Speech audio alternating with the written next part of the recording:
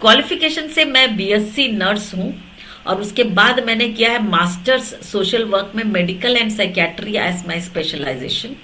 और उसके बाद मुझे डॉक्टरेट मिली है ह्यूमैनिटीज में, और फिर मुझे सर्टिफिकेशन मिला है इस पर्टिकुलर मिनरल में, जिसको मास्टर मिनरल सोल्यूशन कहते हैं, ठीक है ना।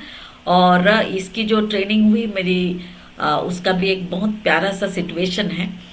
अब ऐसा है कि 1991 एंड 92 से जब मैं अपना MSW मास्टर्स सोशल वर्क में कर रही थी, और चूंकि मेरा जो स्पेशलाइजेशन है मेडिकल एंड साइकेट्री है, तो मुझे हमेशा मेडिकल लाइन में ही डालते थे। और वो समय था भारत में HIV पहली बार आवाज कर रहे थे लोग, HIV एक वायरस है, वो ऐसा फैलता है तैसा फैलता है। तो दो डॉक्टर्स जो मुंबई में रहते हैं, doctor IS Gilada and Vijay Thakur, वो हमारे कॉलेज में पहुंचे, यहाँ पर पूना में करवे इंस्टीट्यूट में, और कहे कि हमें ऐसे स्टूडेंट दीजिए जो हमारे साथ में कुछ प्रोजेक्ट कर सके। तो चूंकि वो मेडिकल लाइन के थे, और मैं वहां पर अंधों में काना राजा पूरे सोशल वर्क कॉलेज में मैं एक नर्सिंग साइड में थी, तो मेरे को पहले ही डायरेक्टर पकड़ ली, बोले कि इसको तो ले जाओ। तो मेरे को पकड़े, और मेरी एक मित्र क्लासमेट थी अंजलि, उसको भी पढ़ ले, बोले ये दोनों को ले जाओ, आप इनको क्या ट्रेनिंग देना दे दो। तो हम बोले चलो ठीक है भाई, हमको सिलेक्शन मिल गया, जाएंगे। तो हम वहां पर HIV के बारे में सीखना शुरू किए, और उसके बाद HIV के लिए यदि आपको पेशेंट्स चाहिए तो आपको NIV national institute of virology जो पुणे में है, उधर से कनेक्शन होना था, तो हम उनसे कनेक्ट हो गए। और उससे भी बड़ा फिर हम हाई रिस्क ग्रुप को देखते हैं। तो हाई रिस्क ग्रुप जो होता है वह होता है जो लोग कहते हैं ड्रग्स लेते हैं, IV ड्रग्स लेने वाले होते हैं, और दूसरा होता है प्रोस्टिट्यूट्स जो सेक्स वर्क्स में होते हैं। ये दो HIV के लिए हाई रिस्क ग्रुप हुआ करते थे। तो ड्रग एडिक्शन वालों का पूना में इतना बड़ा तो ग्रुप नहीं था, और वो ज्यादातर दिल्ली में था, तो उधर के लोग उसके ऊपर कर रहे थे। पर मैं पूना में थी, तो हम लोगों को रेड लाइट एरिया में ले जाया गया। उस समय मुझे नहीं मालूम था रेड लाइट एरिया क्या होता है, क्योंकि हमारे लिए रेड लाइट मतलब मुझे लगता था कि रास्ते में ही रेड लाइट होता है जहां रुको बोलते हैं। पर यहाँ पता चला इंसानों की जिंदगी में भी रेड लाइट होता है, जो सेक्स वर्कर्स का होता है। और फिर जो उस एरिया में हमें स्टडी करने का मौका मिला, और हमने ऐसा काम किया कि हम लोग के काम को देखकर WHO से हम लोग को कॉल आया कि भाई जो HIV के लिए काम करने वाले हैं भारत में, उन लोगों को भेजो। तो नेचुरली कुछ ही लोग थे, तो उसमें से हम पूना जैसी सिटी में भी थे, तो कुछ लोगों को मुंबई से पकड़ा। तो जिनको मुंबई से पकड़ा वो लेडी बोली मुझे नहीं जाना है, तो मुझे पकड़ लिया पूना से, बोले कि चलो। तो इस प्रकार से हम वहां जाके बड़े, मुझे ऐसा लगा कि हाँ भाई बहुत बड़ा वर्ल्ड हेल्थ ऑर्गेनाइजेशन है, गए हम जिनीवा। उसके अलावा फिर हमारा पूरा इंटरनेशनली काफी लाइक नो कहते poverty, prostitution and third world women, ऐसा करके एक टॉपिक के ऊपर एक इंटरनेशनल ट्रेनिंग प्रोग्राम हुआ, उसमें भी सिलेक्शन हुआ था। तो मैं बैंकॉक में हम लोग का हुआ, क्योंकि वर्ल्ड का सबसे बड़ा जो सेक्स वर्क का रैकेट चलता है वह थाईलैंड के बैंकॉक पे होता है। तो हम लोग वहां पर भी जाके पूरा स्टडी किए। तो एक बहुत लेकिन नया एक्सपोजर मिला, और हमने अपने पूना के रेड लाइट एरिया में अमेजिंग काम किया। पर गए थे HIV एड्स के लिए, और लेकिन पूरा सिस्टम को स्टडी करने का मौका मिला। तो उसके बाद WHO ने सेकेंड टाइम भी मुझे इनवाइट किया कि आपने रेड लाइट में ये कैसे किया, ऐसा करके। तो सब हो रहा था, मजा आ रहा था। और फिर उसके बाद फिर मैं एक राजस्थान में प्रोजेक्ट उठाई इमैनुअल मिशन करके।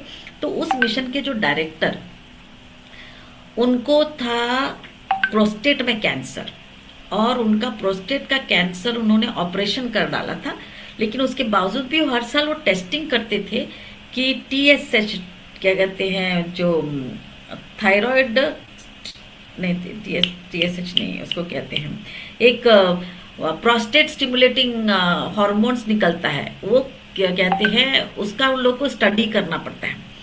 तो वो स्टडी में हमेशा उसका जो प्रोस्टेट का था, वो हार्मोन जो कैंसर का जो प्रेजेंस था हाई आता था। तो सब डॉक्टर्स कहते थे पता नहीं शायद रीअकरेंस हो जाएगा। तो जैसे मैं संस्था में पहुंची, तो ये मेरे हाथ में ये दवा मिली। अब आप सोचो कि ये कैसे मिल गया आपके हाथ में।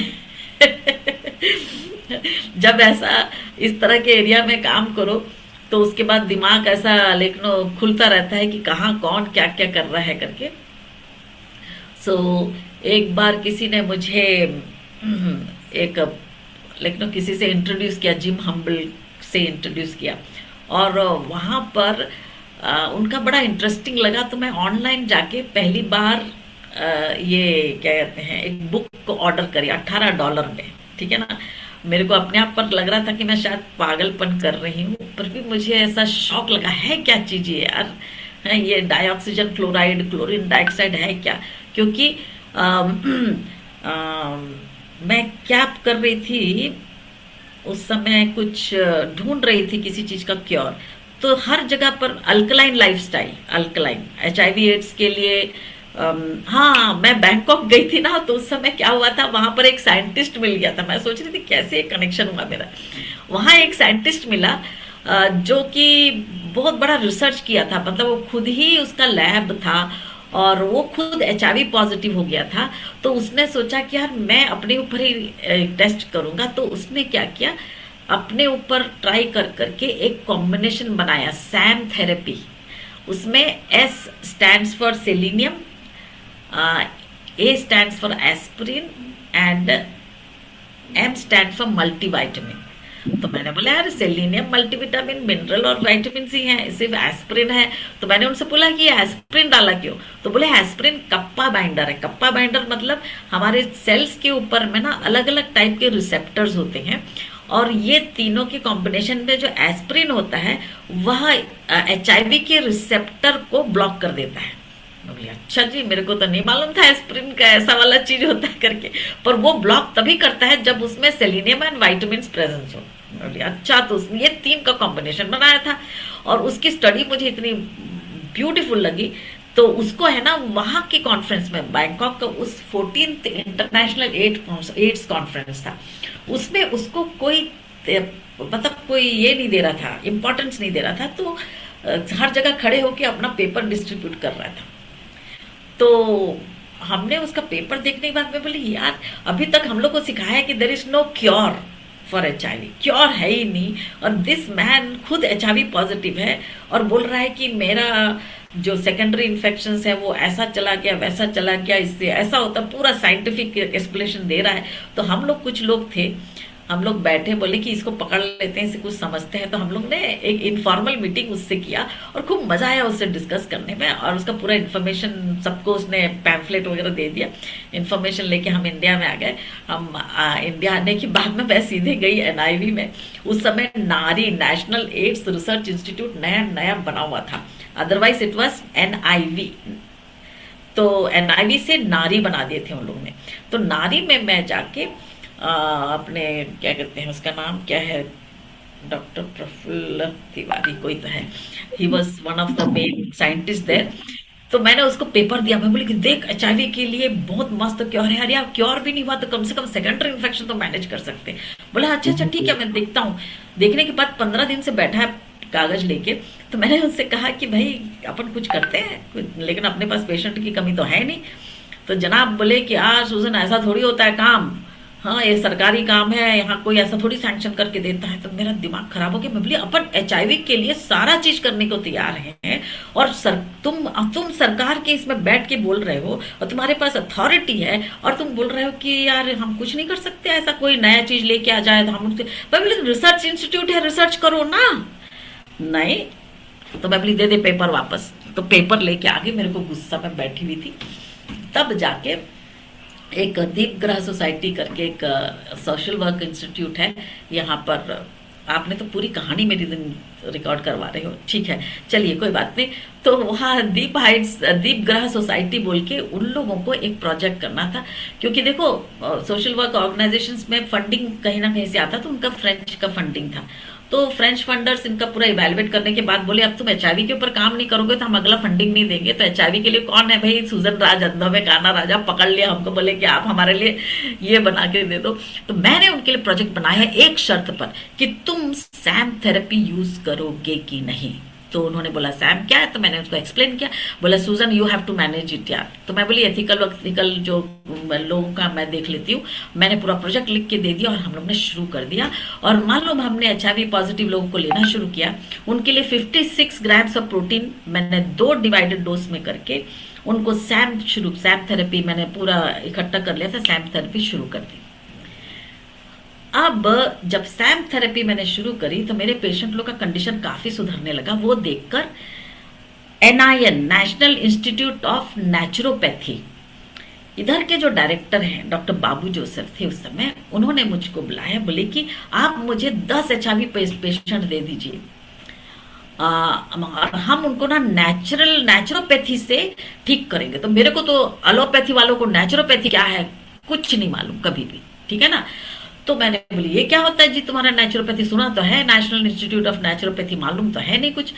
तो उसने और मेरे से वो बहुत सारा बात सुनता था, सेल ऐसा करता है वैसा करता है, सेल सेल सेल, जैसे आपके साथ में बैठ के कोशिका कोशिका करती रहती हूँ, उनके साथ भी वो मेरा सुन के बोले ऐसा करो ना आप, एक बार मेरे सारे डॉक्टर्स लोगों को ये HIV के ऊपर था ट्रेनिंग दे दो। वहां पर हुआ था एक बहुत बड़ा, मतलब बोलते ना जिंदगी का एक अलग पड़ाव में मैं पहुंची। मैंने सोचा एक एलोपैथी नर्स नेचुरोपैथी डॉक्टर्स लोग के साथ में जाके बताने वाली है, तो मुझे तो मालूम कुछ भी ABCD नहीं मालूम नेचुरोपैथी क्या होता है। तो मैं क्या करी, भली चलो हाँ तो करती हूँ, तो स्टडी करने लगी ये नेचुरोपैथी है क्या। उन दिनों में ऑनलाइन में नेचुरोपैथी बोलने से कुछ भी नहीं निकलता था।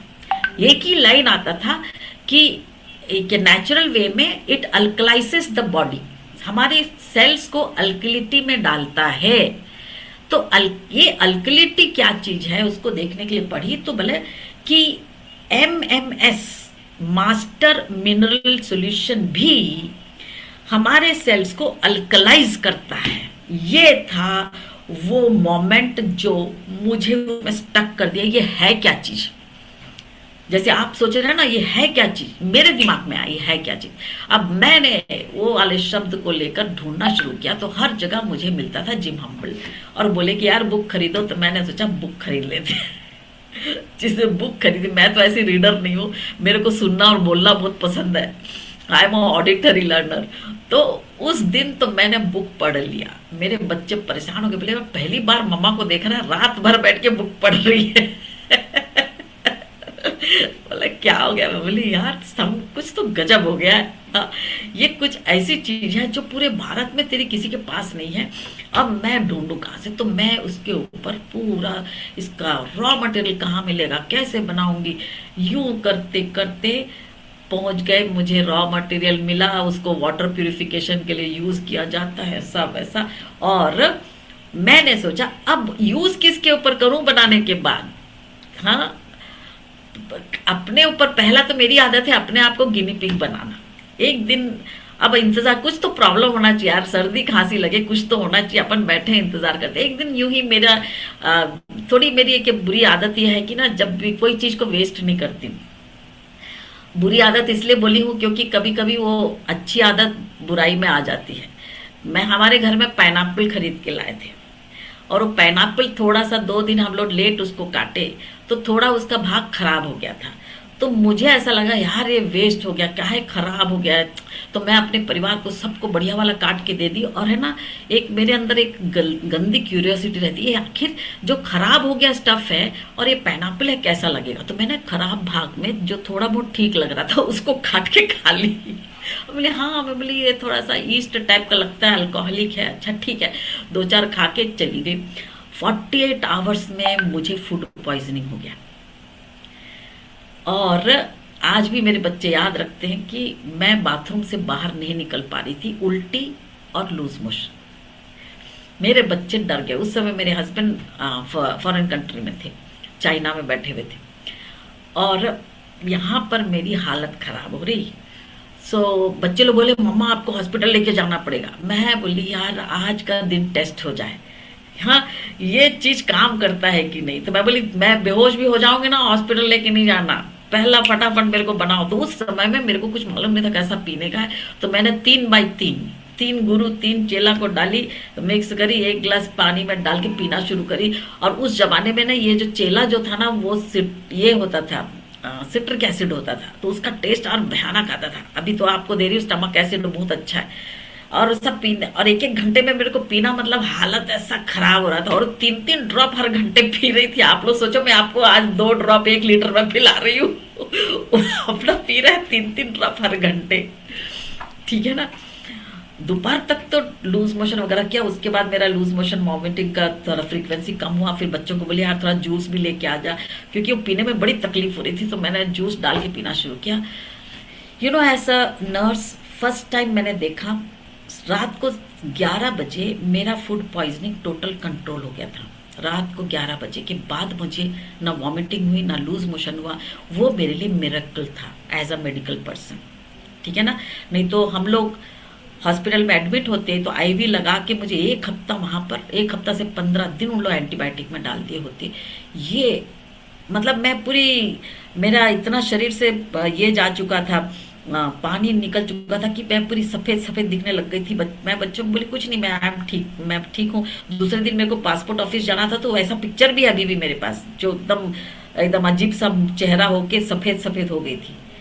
That was a day when I knew ये जो कॉम्बिनेशन है इसने कुछ बड़ा काम किया है। तो फिर वैसे तो मैं पूरा स्टडी कर ली थी, और उसके बाद में फिर मेरे बच्चे बीमार होते थे तो मैं उनको देती थी। देखी तो ये अमेजिंग, चाहे कट ना हो, जल ना हो, किस में हो। तो इस प्रकार से 2010 में मेरे हाथ में ये सोल्यूशन मिला। और उसके बाद फिर मैं कोटा गई, तो कोटा में कहते हैं वहां के जो डायरेक्टर हैं उनका प्रोस्टेट का कैंसर था, और कैंसर तो उन्होंने काट के फेंक दिया था प्रोस्टेट वगैरह, लेकिन उनका पीएसआई लेवल हमेशा ज्यादा रहता था। तो मैंने उनको बोला कि यार आप ट्राई तो करो। तो उसने बोला हाँ जी आप बोल रहे हैं तो ट्राई करेंगे। तो मैंने उसको 1 महीना पिला दिया, और उस बाद 1 महीने के बाद वो वहाँ यूएस गए, और वहां से मुझे एक ये आता है व्हाट्सएप कि what did you do. I said what happened. बोले कि क्या हुआ। बोले 3 साल में पहली बार मेरा पीएसआई नॉर्मल आया। क्या बात है। और वो जनाब ऐसा पागल हो गया, बोले यार पूरे यूएस में मैं कब से ट्रीटमेंट कर रहा हूँ, किसी के पास दवा नहीं, ये क्या तुम लेके आई। वो जब वापस आए तो बोले मैं तुमको रिवॉर्ड देना चाहता हूँ। मैंने सोचा वो जाएगा मेरे को दुकान वाले जाके कपड़े वपड़े दिलवा देगा। तो बोले नहीं, ये है कौन जिसने इसकी डिस्कवरी करी। तो मैंने बताया जिम हम्बल है। उसके बाद ये जो है आपने जो प्रश्न पूछा ना, आपको ये मिला कहाँ से, इसका इनिशिएटिव कहाँ से हुआ, यहाँ से हुआ। उसके बाद तो फिर नथिंग कुड स्टॉप मी। आज मैं बैठ के जो आपको सिखा रही हूँ ये पूरे के पूरे अनुभव से। हमारे मेडिकल कम्युनिटी में, नर्सिंग कम्युनिटी में ये टर्मिनोलॉजी कि 7 डिटॉक्स सिस्टम है, 7 तरीके से टॉक्सिन अंदर जा रहे हैं, 5 तुम्हारे जागते रहो, 5 तुम्हारे स्वास्थ्य का सीख लेकिन कर्म है, ये कोई भी चीजें सिखाया नहीं जाता। हमको तो कभी नहीं सिखाया गया था कि कोई बीमारी, लंबी बीमारी क्योर होती है। हमको सिर्फ बताया गया था कि कंट्रोल करोगे, क्योर नहीं होगी जी। This is the method, that is why kept it free.